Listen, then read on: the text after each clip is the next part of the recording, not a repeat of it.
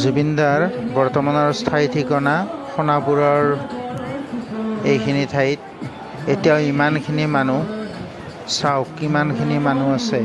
মানে পূজাথলীত যেনেকুৱাকৈ মানুহ হয়, মন্দিৰত যেনেকুৱাকৈ মানুহ হয়, বা আন যিবিলাক উপাসনাস্থলী আছে, মছজিদ গীৰ্জা, সেইবিলাকত যেনেকুৱাকৈ মানুহৰ ভিৰ হয়, ঠিক তেনেকুৱাকৈ ইয়াতো মানুহে ভিৰ কৰি আছে এইখিনি সময়তো।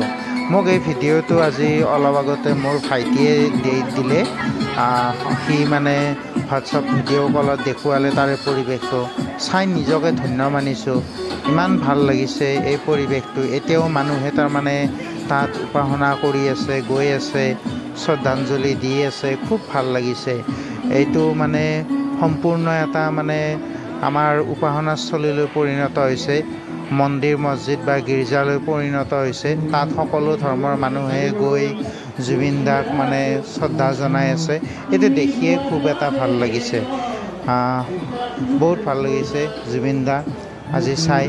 মানে তুমি শেষ টাইমতো আমাৰ বাবে এটা ঠাই দি থৈ গ'লা, যিটো ঠাইত আমি গৈ মানে তোমাক বিচাৰিব পাৰোঁ, তোমাৰ কথা মানে তাত অলপ ভাবিব পাৰোঁ, আগৰ কথাবিলাক, বা কেতিয়াবা মন বেয়া লাগিলেও তাত গৈ আমি খন্তেক জিৰণি ল'ব পাৰোঁ। বহুত ভাল লাগিছে। তুমি মানে ইমান আমাক দি থৈ গৈছা, সেই সময়তো আমাক দি থৈ যাবলৈ নাপাহৰিলা। সেই সময়তো আমাক এইখিনি ঠাই দি থৈ গৈছা, সেইকাৰণে তোমাক বহুত বহুত ধন্যবাদ জনাইছোঁ। বহুত ভাল লাগিছে আজি নিজৰে মোৰ ইমান ভাল লাগিছে এই ভিডিঅ'টো চাই। ভাইটিয়ে এই ভিডিঅ'টো দিলে, সি দিয়াৰ কাৰণে মই আজি এইখিনি দেখা পালোঁ।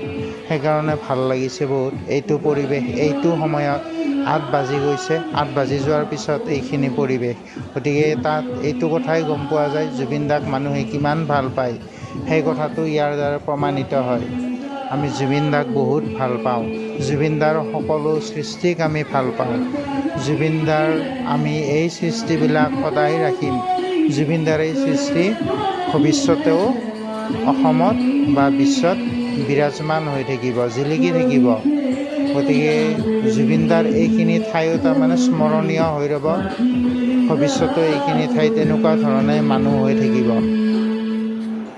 ভাইটিয়ে অলপ ভিডিঅ'টো বেলেগকৈ কৰিলে, একো নাই বাৰু। এবাৰ দীঘলীয়া হৈছে, এবাৰ পথালি হৈছে।